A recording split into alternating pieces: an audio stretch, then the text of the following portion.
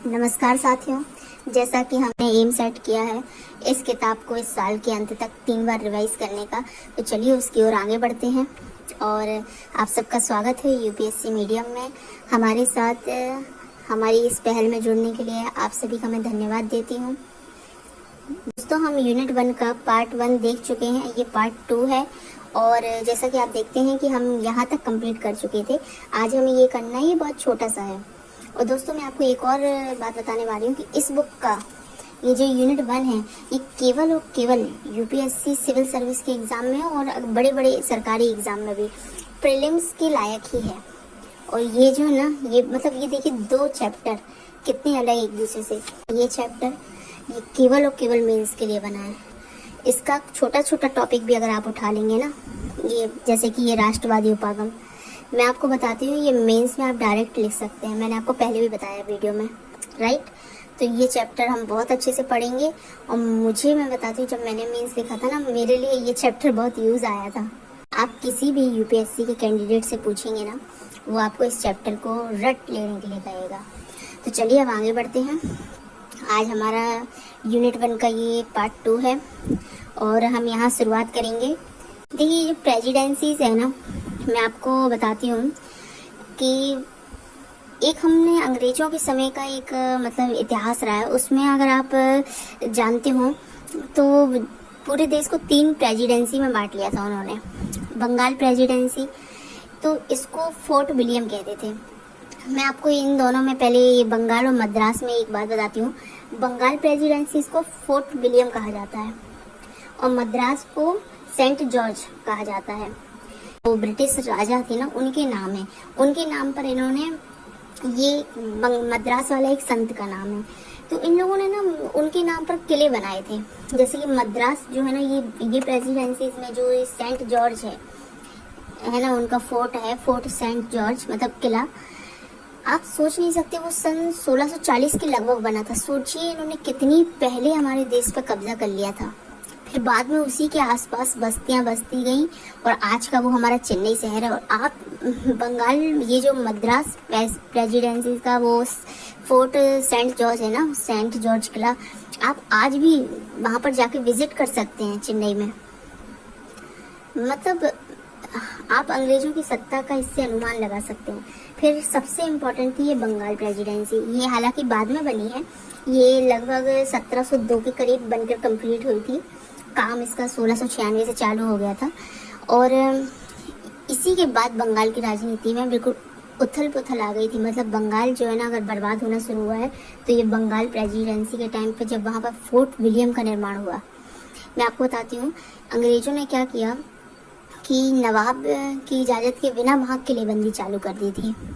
और फिर 1756 में आप जानते हैं बंगाल के नवाब की सत्ता पलटी और फिर वहाँ बहुत लूटपाट की स्थिति मच गई। मतलब वहाँ इतनी अधिक अराजकता बढ़ गई कि जो बंगाल प्रेसिडेंसी के पुरालेख है ना, वो 1756 की लूटपाट में नष्ट हो गए, है ना। तो ये कहीं ना कहीं अंग्रेजी उसका बहुत बड़ा कारण थे। किलेबंदी करी वहाँ और जो नवाब के सत्ता परिवर्तन हुआ, उससे बंगाल बर्बाद हुआ। और उसी में ये जो पुरालेख हैं बंगाल प्रेसिडेंसी के, वो नष्ट हो गए थे। मद्रास प्रेसिडेंसी के तो खैर बहुत पुराने पुरालेख हमारे पास उपलब्ध है। 1640 करीब में यहाँ पर फोर्ट सेंट जॉर्ज बना था और हमारे पास 1670 का इतिहास बताते हैं इसके जो पुरालेख हमारे पास उपलब्ध हैं। तो 1670 से इतिहास बताते हैं वो। बहुत अच्छी बात है, हमारे पास इतना पुराना इतिहास मौजूद है। एंड इसके साथ साथ जो मद्रास प्रेसिडेंसी के पुरालेख है ना, वो हमारे लिए पुराने मतलब उस समय के दक्षिण भारतीय इतिहास का भी वर्णन कर रहे हैं, दक्कन का भी वर्णन कर रहे हैं। और दक्षिण भारत में जो ईस्ट इंडिया कंपनी का विस्तार हुआ, वो अभिलेख हमारे लिए वो भी बता रहे हैं। इसके साथ आंग्ल फ्रांसीसी संघर्ष, देखिए हम फ्रांसीसियों का जानते हैं, जैसे कि पुडुचेरी या पांडिचेरी जो है वो उनका बहुत इम्पोर्टेंट गढ़ था। इस तरह से बिल्कुल दक्षिण भारत में फ्रांसीसियों के बहुत महत्वपूर्ण गढ़ हुआ करते थे, है ना। उन्होंने वहाँ किले बना रखे थे, सब कुछ था। तो वहाँ पर अगर फ्रांसीसी संघर्ष कहीं होगा तो वहीं दक्षिण में होगा। तो आंग्ल फ्रांसीसी संघर्ष से जुड़े पुरालेख भी हमारे लिए मद्रास प्रेसिडेंसी के अभिलेखों में मिलते हैं। और ये वर्तमान में आप जानते हैं कि मद्रास के राज्य अभिलेखागार में होंगे, राइट। फिर आती है हमारी तीसरी उस समय का बॉम्बे। लेकिन उस समय जो बॉम्बे प्रेसिडेंसी थी वो ये जो बंगाल प्रेसिडेंसी है और मद्रास प्रेसिडेंसी है, इसके बाद आती थी बॉम्बे। मतलब इतना ज़्यादा इम्पोर्टेंस नहीं था इसका, मतलब या फिर इनके बाद छोटी कही जा सकती है। तो मैं तो इसको ऐसे ही याद रखती हूँ। कभी भी महत्व बताना हो तो बहुत काम आती हैं ये चीज़ें, लाइन बाय लाइन याद रखना। अच्छा, साथ में एक चीज़, आप जो बॉम्बे प्रेसिडेंसी है उसके अभिलेख जो है ना, वो हमारे लिए पश्चिम भारत का इतिहास बताते हैं। आपके साथ साथ ये जो कन्नड़ भाषी क्षेत्र थे, कन्नड़ भाषी क्षेत्र, जैसे कि सन 1956 में जब राज्यों का पुनर्गठन हुआ तो वो जो कन्नड़ भाषी क्षेत्र थे जो बॉम्बे प्रेसिडेंसी के अंतर्गत आते थे ना, उनको मैसूर में मिला दिया गया, राइट। तो उधर कुछ कन्नड़ भाषी क्षेत्र और बाकी पश्चिमी भारत का इतिहास बॉम्बे प्रेसिडेंसी के अभिलेखों से हमें प्राप्त होता है। तो अभिलेख तो मिले हैं, हमारे तीनों प्रेसिडेंसी के अभिलेख मिले हैं और उससे हमें हमारे पुराने इतिहास का बहुत कुछ पता चलता है। अच्छा, कभी भी प्रीलिम्स में अगर आपको ऐसा कोई क्वेश्चन आ जाए कि सबसे पुराने अभिलेख जो हमें भारत का इतिहास बताते हैं, मतलब जो आधुनिक भारत का इतिहास बताते हैं, तो वो मद्रास प्रेसिडेंसी के पास है। और पश्चिम भारत का इतिहास या कन्नड़ भाषी क्षेत्रों का इतिहास बताने वाले अभिलेख बॉम्बे प्रेसिडेंसी में है। ये बंगाल के तो अभिलेख खैर नष्ट हो गए बहुत से। प्लासी विजय, जो प्लासी का युद्ध हुआ था, उसके पहले वाले तो नष्ट हो गए। उसके बाद वाले जो 1774 से लेके 1860-61 तक के कुछ अभिलेख हैं, वो अभी भी वर्तमान में भी हमारे पास शायद मौजूद हैं। तो ये बहुत अच्छी बात है, हमारे पास हमारी इतिहास की कुछ ऐसी चीज़ें मौजूद हैं। उसके बाद अब आते हैं प्रकाशित अभिलेखों पर। अब देखिए, प्रकाशित अभिलेख बिल्कुल समझ में आ रहा है कि वो किसी न किसी जगह पर प्रकाशित हुए होंगे या तो कहीं से हमें प्राप्त हुए होंगे। तो ये संसदीय पत्र थे। प्रकाशित अभिलेख जो थे ना, प्रकाशित अभिलेख, वो संसदीय पत्र हुआ करते थे। संसदीय पत्र उस समय के भारत में हमारे पास कहाँ से आ रहे थे? तो जाहिर सी बात है, जब ईस्ट इंडिया कंपनी का शासन था तो वो ब्रिटिश क्राउन के भी अंतर्गत आई। फिर भारत शासन अधिनियम भी आए। तो इसके तहत जो ब्रिटेन से जो संसदीय पत्र भेजे जाते थे वो प्रकाशित अभिलेखों में शामिल हुए हैं। और हमारे पास मतलब हमें जो प्राप्त हुए हैं 1801 से 1907 के बीच के जारी हुए जितने भी संसदीय पत्र हैं उनकी सूची हमारे पास उपलब्ध है, राइट। तो वो सब प्रकाशित अभिलेखों में शामिल है हमारे पास। सबसे महत्वपूर्ण न्यायिक अभिलेख, भाई ये ना मेंस में भी कभी कभार उत्तर लिखने के लिए जाते हैं इस प्रकार के, और प्रीलिम्स में तो ये आपको हेल्प करेगा ही करेगा। जो मैंने देखा था, मैंने कहीं की शायद किसी प्रीलिम्स के में या मेंस का क्वेश्चन देखा था, न्याय, ब्रिटिश कालीन न्याय से संबंधित। अगर मुझे उसमें उत्तर लिखना होता ना तो मैं ये न्यायिक अभिलेखों की चर्चा उस पर जरूर करती, क्योंकि भाई न्याय की व्यवस्था सबसे पहले कहाँ शुरू हुई होगी वो इसमें बहुत मायने रखता है। अब देखो, मैं आपको एक चीज़ बताती हूँ। न्यायिक अभिलेख में जो है ना, मद्रास के अभिलेख कार्यालय में और कलकत्ता कोर्ट में आज भी सुरक्षित हैं, कलकत्ता हाई कोर्ट में, ओके। जैसे कि मैंने आपको बताया कि मद्रास में फोर्ट सेंट जॉर्ज का मतलब किले का निर्माण हुआ, फिर उसी के आसपास चेन्नई शहर बस गया, राइट। आज का चेन्नई शहर बस गया। तो वहाँ पर ऑब्वियसली 1726 में, सन 1726 में, देखिए सन 1726 में एक चार्टर एक्ट आया। एक चार्टर एक्ट सन 1726 में एक चार्टर एक्ट आया जिसमें अंग्रेजों ने या ब्रिटिश संसद ने एक एक्ट पास किया कि अब वहाँ पर जो मतलब भारत है वहाँ कोर्ट का निर्माण किया जाएगा, है ना। तो ये कोर्ट कहाँ बनाए जाएंगे? तो ऑब्वियसली जो उस समय मद्रास में जो फोर्ट सेंट जॉर्ज था वहाँ एक मेयर कोर्ट का निर्माण किया गया, और वैसे ही बंगाल में फोर्ट विलियम में एक मेयर कोर्ट का निर्माण किया गया, राइट। तो उस समय की वहाँ पर मेयर हुआ करते थे, जो कि मतलब मान लीजिए कि वो जज थे उस कोर्ट के, तो फैसले सुनते थे, तो उसका रिकॉर्ड रखा जाता था। तो वो रिकॉर्ड आज भी, सोचिए 1689 के समय का रिकॉर्ड आज भी हमारे पास उपलब्ध है, उसके पहले का भी, उसके बाद के तो और भी ज़्यादा हमारे पास उपलब्ध है। लेकिन जो बंगाल के सुप्रीम कोर्ट का, उस समय के जो बंगाल का सुप्रीम कोर्ट के रिकॉर्ड है ना, वो हमारे पास नहीं है। 1756 की लूटपाट में वो नष्ट हो गए,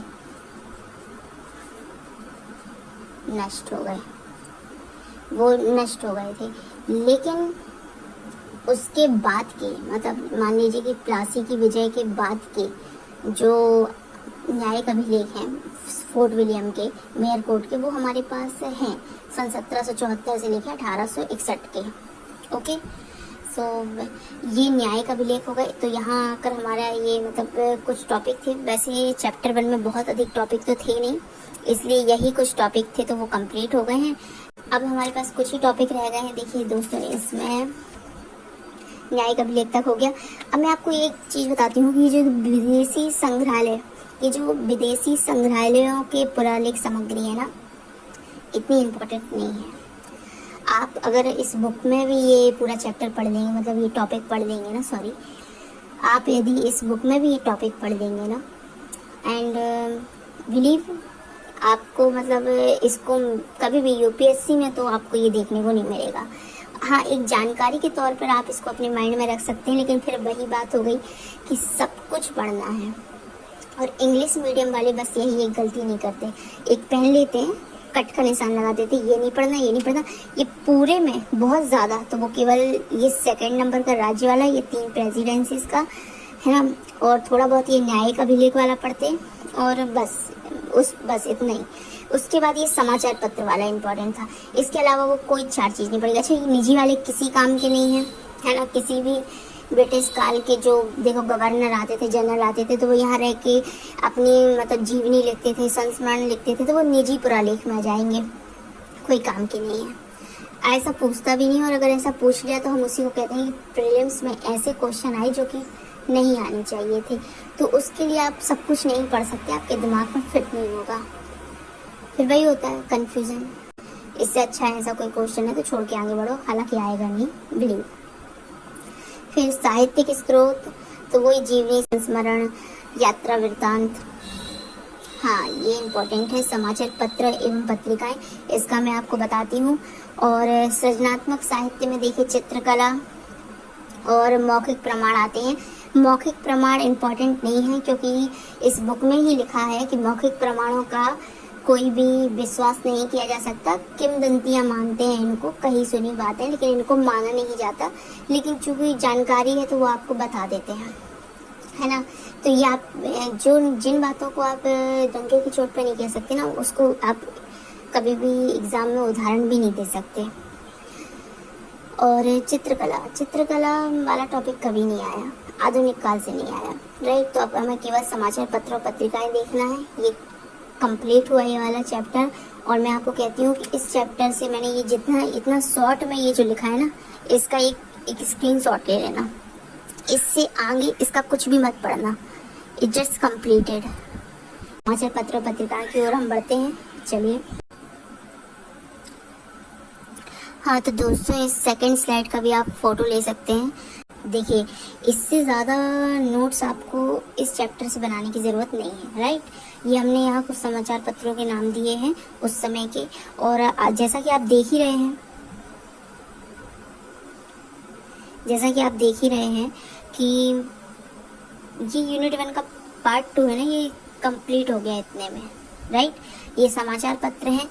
सबसे पहला समाचार पत्र जो है ना हमारे, मतलब ये समझ लीजिए, भारत में जो समाचार पत्र छपना स्टार्ट हुए, उसका कारण ही था कि जो ब्रिटिश ईस्ट इंडिया कंपनी के जो अधिकारी थे, वो खुद ही उस कंपनी के जो निजी व्यापार चल रहा था, कंपनी में जो भ्रष्टाचार चल रहा था, कुछ अधिकारी ऐसे थे जो उससे परेशान थे और जो उसको उजागर करना चाहते थे, है ना। तो उन्होंने पहले एक बोल्ट करके एक अधिकारी थे, तो उन्होंने सोचा कि मैं अखबार के माध्यम से, समाचार पत्र के माध्यम से इस जो भी ये मतलब भ्रष्टाचार है इसको उजागर करूं।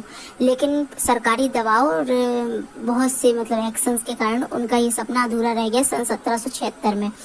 पर सन 1780 में कंपनी के ही एक अधिकारी जेम्स ऑगस्टस हिकी ने 1780 में बंगाल गजट नाम का एक समाचार पत्र प्रकाशित कर दिया। और यकीन मानिए, इन्होंने ये प्रकाशित ही किया था कि जो कंपनी की आलोचना करने के लिए, मतलब जो बोर्ड ऑफ कंट्रोल्स थे, बोर्ड ऑफ डायरेक्टर्स थे ना, इनमें क्या होता था, ये लोग निजी व्यापार के जरिए बहुत भ्रष्टाचार करते थे। तो इस बंगाल गजट नाम के समाचार पत्र में ना ये उनकी भर भर के बुराइयां करते थे। तो अब आप समझ सकते हैं कि जब मतलब अंग्रेजों की ही बुराई हो रही है तो फिर ये कितना ही चला होगा। केवल 2 साल चला था, केवल 2 साल चला था ये वाला, और 2 साल बाद फिर ये बंद हो गया था। फिर 84 में द कलकत्ता गजट चालू हुआ, इन्होंने किया था ग्लैडविन में। अच्छा, इन नामों में आपको एक कॉमन मैं बताऊँ, प्रीलिम्स में आएगा, कुछ नाम सही लिखे होंगे, कुछ गलत लिखे होंगे, उनको 4 ऑप्शन देने, एक सही होगा। मैं ओनली जो सबसे पहले वाला रहेगा ना 1780 वाला, मैं उसमें ओनली हिक्की याद रखूंगी। हिक्की ने किया था, ऑगस्टस या हिक्की, बस एक नाम। दूसरा 84 में 4 साल बाद, 2 साल बाद एक बंद हो गया था, 82 में ये बंद हो गया होगा 1700।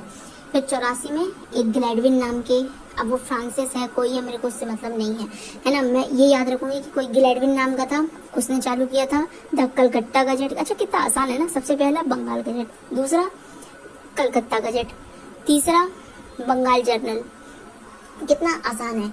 दूसरा, अब तीसरे में अगर आप जाएं तो 1785 में एक साल बाद एक और आता है बंगाल जर्नल नाम का समाचार पत्र, थॉमस जोन्स और विलियम डॉनी ने चालू किया था। बहुत आसान है, डॉनी और जोन्स, मैं ऐसे ही याद रखती हूँ।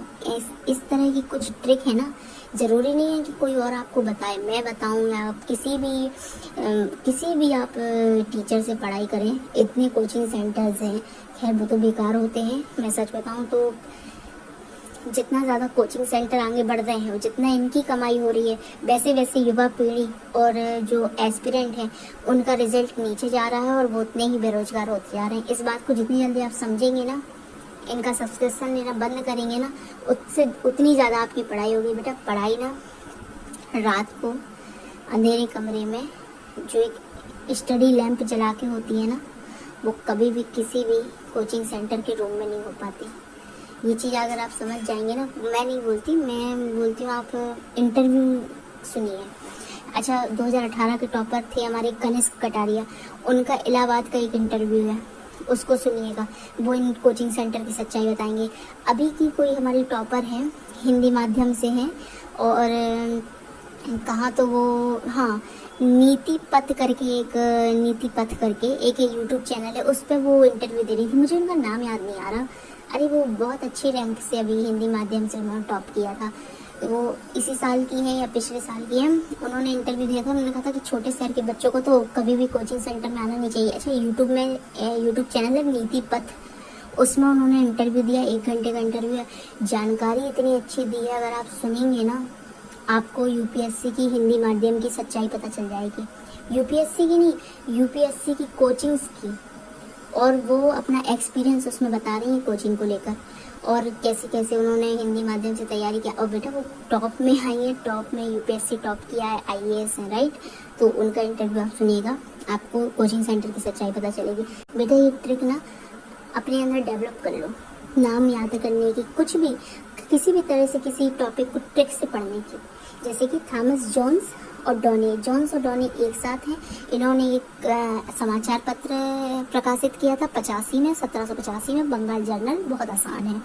मुझे 1785 में दूसरा समाचार पत्र मद्रास कुरियर, अरे यार ये जो नाम है ना कुरियर, मैं कभी नहीं भूलूंगी, मद्रास का समाचार पत्र कुरियर करके था, मैं तो इसको कुरियर याद करूँगी, ठीक है।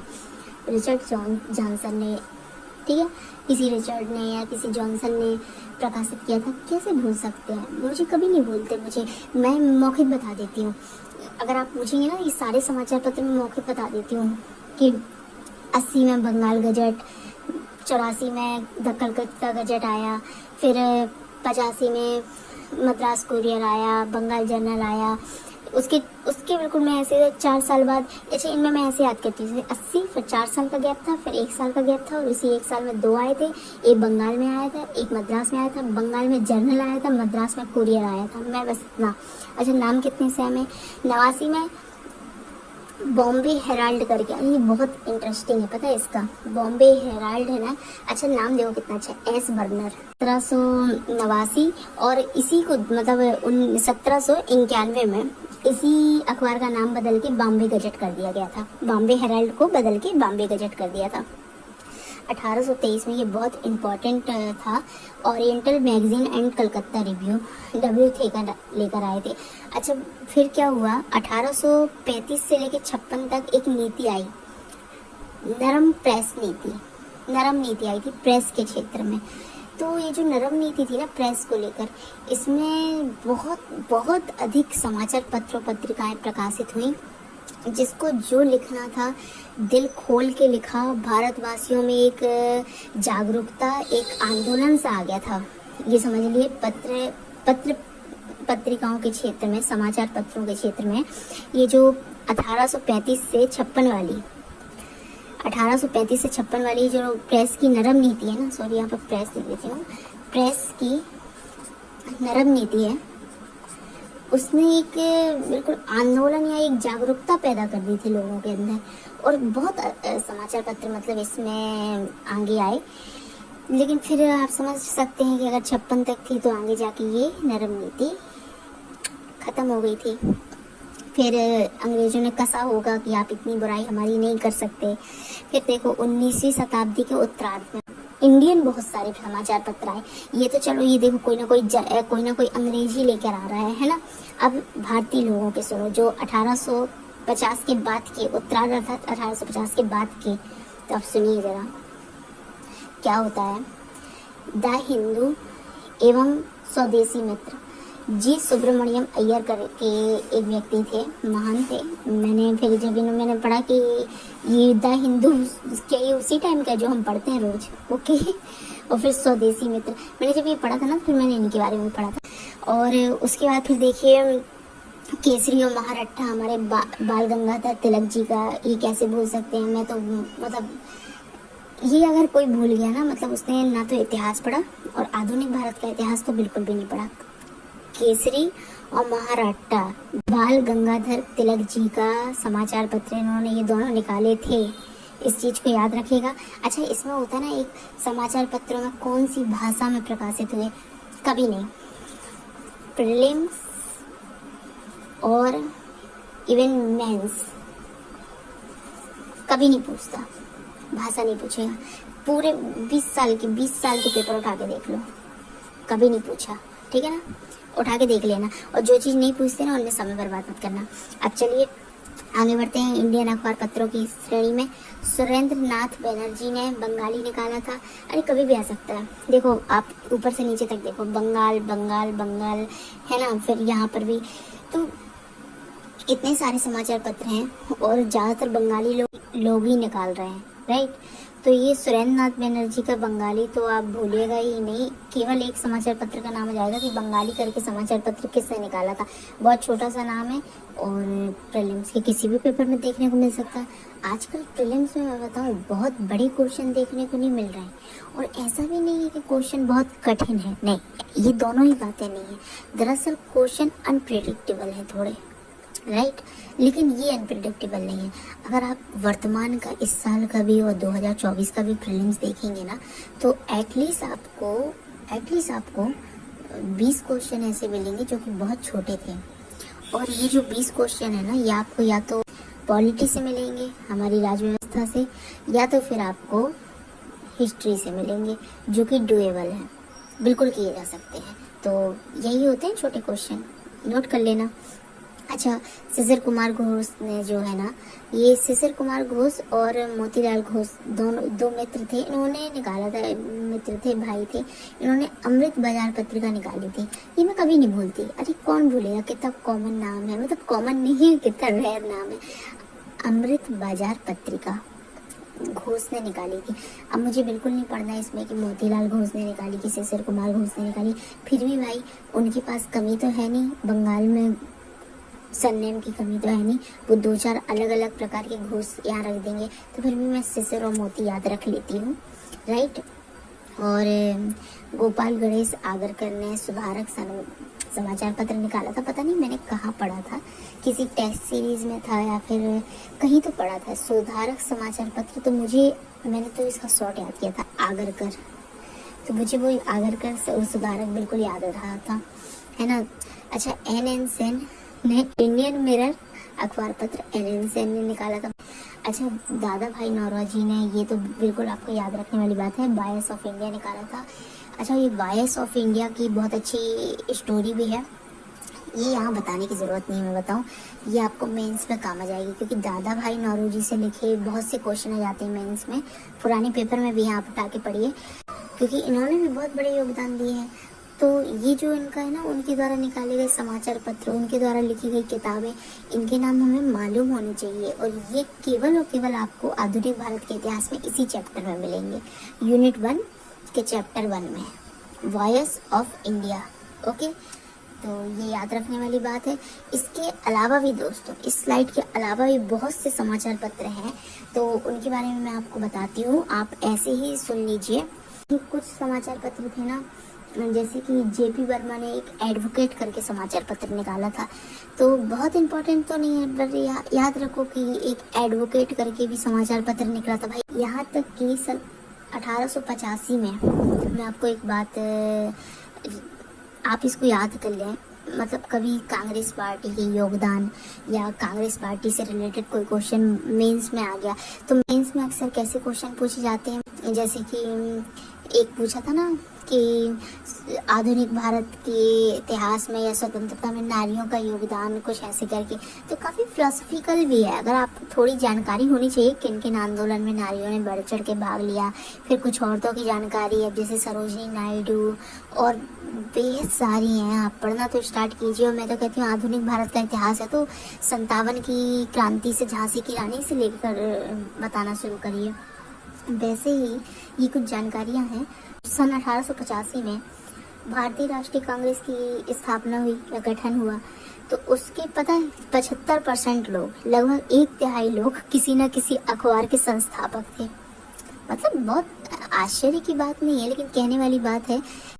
अच्छा, अब एक बहुत इम्पोर्टेंट इसमें नोट है, जैसे विदेशी अखबार पत्र, अरे बहुत सारे, ढेर सारे विदेशी अखबार पत्र निकाले गए होंगे, आप सोच सकते हैं। तो उनमें मैं आपको कुछ के नाम बता रही हूँ, इनको रट लो। इनके अलावा चौथा पांचवा कोई नहीं पूछने वाला, अगर पूछने वाला है तो मैं बता रही हूँ वो क्वेश्चन छोड़ के ही आएंगे लोग। 5-10% लोग तुक्का मार के लगा आते हैं, फिर बाद में बताते हैं कि हमारे ज्ञान में था, तो बात अलग है, अन्यथा नहीं होता, इतना नहीं होता। जैसे कि श्यामजी कृष्ण वर्मा का इंडियन सोशियोलॉजिस्ट, ये इन्होंने लंदन में निकाला था ये अखबार पत्र। तो इंडियन सोशियोलॉजिस्ट अखबार पत्र जो श्यामजी कृष्ण वर्मा ने लंदन में प्रकाशित किया, इसका नाम आप बिल्कुल याद रखें। अरे यार बहुत इंपॉर्टेंट है, मैडम भीकाजी कामे का वंदे मातरम, वो लेडी पेरिस में है। अच्छा, किसी विदेश की भूमि पर पहली बार भारत का तिरंगा फहराने वाली लेडी, उनका नाम कैसे भूल सकते हैं हम, भीकाजी कामा। वो लेडी पेरिस में अखबार निकाल रही है वंदे मातरम। आज लोग इस देश में वंदे मातरम कहना नहीं चाहते। आप सोचिए किस तरह की, कितने तेजस्वी और अनुभवी लोग थे। आज की जनरेशन जो इतना उछलती है ना कि बहुत इंटेलिजेंट है, आज से 100 साल पुराने लोग आपसे बहुत ऊपर की चीज़ थे, किसी चीज़ का डर नहीं था उनको। वो विदेश की भूमि में गुलामी के दौर में झंडा भी फहरा देते थे और विदेश में वंदे मातरम का अखबार भी निकाल देते थे। ओके, एंड फिर आता है वीरेंद्र नाथ चट्टोपाध्याय का अखबार, बहुत मतलब यूनिक नाम है। वीरेंद्र नाथ चट्टोपाध्याय ने तलवार नाम का अखबार पत्र निकाला था बर्लिन में, सोचिए विदेश में, है ना। फिर इसके बाद इस बुक में ऐसा कुछ बचता नहीं है, कुछ है जैसे कि उन्होंने हमसे पूछा है सृजनात्मक साहित्य, तो इसमें आ जाती है किताबें। किताबों में आप क्या है, बंकिम चंद्र चट्टोपाध्याय की हम आनंद मठ 1882 में उन्होंने लिखी थी या प्रकाशित हुई, बहुत फेमस है। उसके बाद उनकी जो किताबें थी ना, वो उपन्यास थी और ऐतिहासिक मुद्दों पर आधारित हुआ करती थी। इसके अलावा भी जैसे प्रेमचंद्र की बहुत सी उपन्यास और किताबें आई उस समय, तो इन सब का वर्णन है। अब आप इतने सारे राइटरों की इतनी सारी किताबें चाहें तो याद कर लें, अन्यथा मैं बताऊं, अगर यूपीएससी को ये क्वेश्चन पूछना होगा ना तो मेंस के ऑप्शनल सब्जेक्ट हिंदी साहित्य में पूछेंगे, है ना। GS1 में पूछेंगे तो फिर तो मूर्खता हुई इस किताब के साथ, इतनी बड़ी किताब के साथ नहीं पूछेंगे, मत याद करना। आगे बढ़ते हैं। कल का जो हमारा चैप्टर रहेगा ना, ये कल तो बहुत इंटरेस्टिंग है। खैर मैं बताती हूँ, कल की क्लास बहुत इंटरेस्टिंग है। यूनिट 1 का सेकंड चैप्टर रहेगा, आधुनिक भारतीय इतिहास, लेखन के प्रमुख उपागम। यार ये सब कुछ मैं चाहती हूँ कि एक ही वीडियो में कंप्लीट हो जाए। वीडियो चाहे थोड़ा लंबा हो और इस तरह से हो कि आप मेंस की दृष्टि से ना आप मौखिक तैयारी कर लें। जैसे कोई आपसे कहे कि भाई नारीवादी उपागम क्या थे, तो आप बिल्कुल मतलब नारीवादी उपागम पे ऐसा भाषण लिख दें, ऐसा निबंध लिख दें, बहुत छोटा, जितना यूपीएससी में लिखना पड़ता है, या तो वो 250 शब्दों वाला और या तो वो 1000 या 1200 शब्दों वाला, बस इतना दिमाग में सेट हो जाना चाहिए। फिर ये यूनिट 2 आएगी। यूनिट 2 बहुत बड़ी है, इसमें कई सारे चैप्टर हैं और आपको पता है यूनिट 2 की खासियत क्या है। ये जो दिख रहा है ना, बक्सर का युद्ध, इलाहाबाद की संधि, मतलब ये समझ लो कि इन 2-2, 3-3 टॉपिक पे ना एक वीडियो कवर होगी। लेकिन ये टॉपिक ना, अच्छा मैं आपको इस बुक में यूनिट 2 की एक बात बताती हूँ, केवल और केवल प्रीलिम्स के लिए बनी है। मेंस में क्वेश्चन आते हैं पर प्रीलिम्स में सिर्फ यहीं से आते हैं, तो अच्छे से पढ़ना। चले नमस्ते, आज का हमारा ये वीडियो यहीं समाप्त हुआ। जो भी आपको लगे ज़रूरी था उसका स्क्रीनशॉट लेते जाना और इतने से ही, बस इतना सा ही मात्र नोट्स में लिखना, आपको बिल्कुल दिमाग में बैठा रहेगा। और धन्यवाद वीडियो देखने के लिए। चैनल को सब्सक्राइब ज़रूर करिएगा और ज़्यादा से ज़्यादा शेयर करिए। आपको वीडियो पसंद आना चाहिए और आपके उपयोग में आना चाहिए। धन्यवाद।